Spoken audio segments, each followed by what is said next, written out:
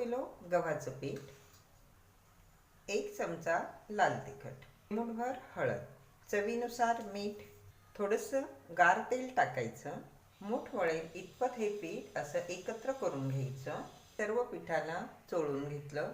मूठ तयार झाली. थोडीशी कसुरी मेथी घेतली, हातावर चोळायची, यामध्ये टाकायची आणि नंतर पाणी टाकून घट्ट असं हे पीठ भिजवून घ्यायचं. गार पाण्याचा वापर करणार आहे. पीठ घट्ट भिजवून घेतलं. पिठाचा गोळा घेतला, लाट थोडंसं तेल लावून घ्यायचं, पोळपाटाला पण आणि कणकेला.